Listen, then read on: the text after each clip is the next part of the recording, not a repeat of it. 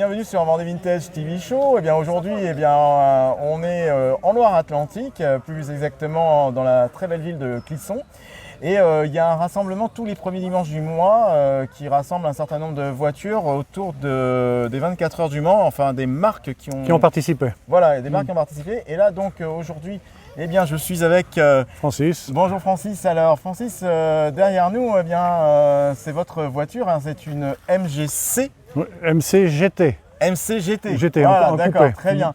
Donc voilà, et vous allez nous la présenter. Alors d'après ce que j'ai compris, vous l'avez depuis quelques semaines. Quelques semaines. Quelques semaines. D'accord. Alors là, moi je vois c'est une très très jolie voiture. Elle est vraiment, on a l'impression, en état concours, on peut le dire. Elle est très jolie en tout cas. Une belle restauration. Belle restauration. Alors on va tourner rapidement la caméra pour voir un peu plus près.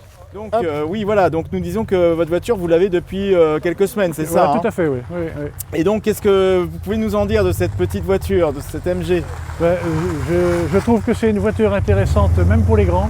Oui. Parce que je suis plutôt grand et il y a vraiment de la place pour une personne de ma taille. Je fais 1m90. Ah oui, en effet, oui. Donc très, très confortable. Les sièges ont été refaits, les mousses sont neuves, les cuirs sont neufs. Oui. Donc ça reste un très bon confort. D'accord. Ouais. Alors justement, dans ce cas-là, si vous me parlez de confort, est-ce qu'on peut voir l'habitacle dans ce cas-là? Bien sûr. Voilà. Alors c'est important de parler de MG parce que c'est vrai que cette année, c'est le centenaire. C'est le centenaire, tout à fait. MG pour Maurice Garage. Et on va voir vite l'intérieur. Alors, voilà. Donc les cuirs, comme vous pouvez le voir, sont magnifiques sur ces sièges. Oui.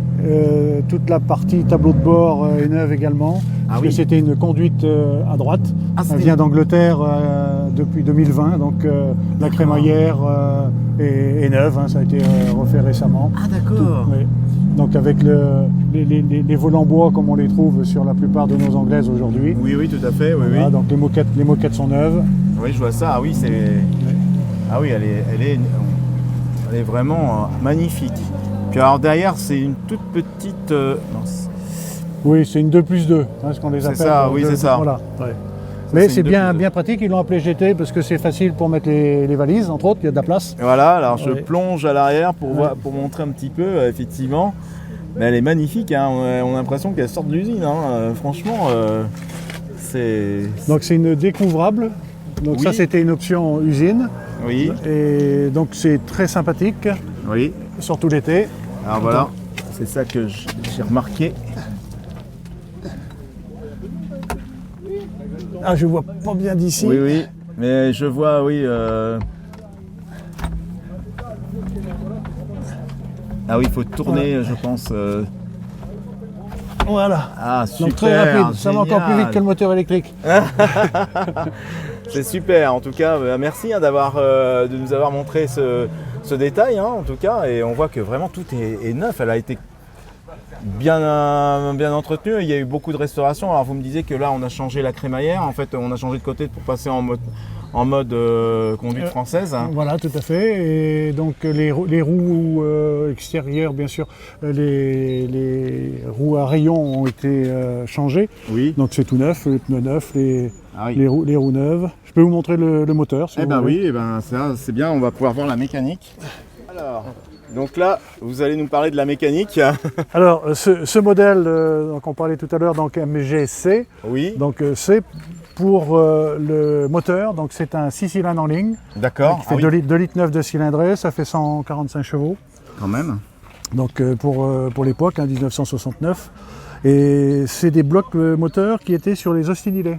Donc quand ils ont arrêté le modèle Hillet de la 3000, oui. MG a récupéré des moteurs pour mettre dans ce modèle et ça a duré pendant deux années. 67, 68 et puis début 69. D'accord, donc en clair, ce sont des moteurs Austin en fait Sur ces blocs-là, oui. Sur ces blocs-là, c'est voilà. Incroyable. Oui. Ça, c'est typiquement, je dirais, dans l'esprit anglais de l'époque où on utilisait les pièces disponibles. Ouais, exactement, ouais, tout à fait. Donc, effectivement. Donc là, pareil, il y a pas mal de pièces neuves au niveau frein, On voit qu'il y a eu pas mal de choses qui ont été entreprises sur cette voiture. Hein. Oui. Ouais. Et là, je pense que par contre, ça, c'est Donc ça c'est l'origine. Alors oui. ils sont donc plus gros que sur une MG Oui. B par exemple. Oui. Et on reconnaît ces véhicules avec le capot qui est bombé. Ah oui. Donc on pourrait le voir. Ah oui, comme oui, ça. tout à fait. Oui. Voilà, donc là c'est pour le radiateur, ils ont bombé, et également pour les carburateurs, Ah oui, pour le carburateur, Voilà. effectivement. concernant les 6 cylindres. D'accord. Ah oui, c'était important ça. Oui. Voilà. C'était effectivement le cas pour la première, une autre page d'histoire, le côté bombé là, que l'on voit sur la voiture en fait, sur la MG. Il en avait été question aussi sur la première Lamborghini, où en fait ils avaient mis les carburateurs en hauteur sur un V12. D'accord. Et le problème c'est que c'était beaucoup trop haut et donc ça a demandé un bombage sur le capot qui était trop. Donc en fait Ferruccio Lamborghini a demandé à ce que les carburateurs soient sur le côté. Bon. Donc ça a été une Grosse nouvelle modification. étude. Grosse D'accord. modification pour la première donc Lamborghini qui est sortie en 64 pour le salon de Genève. Voilà, donc oui, voilà, ça c'était une autre page d'histoire, mais c'est intéressant de voir que effectivement c'était bombé également là-dessus. Alors, donc on revient sur la voiture. Vous pouvez faire un petit tour. Voilà, donc c'est vrai que elle est superbe. Hein, donc elle est de 69. 69, ah ouais, elle est vraiment nickel.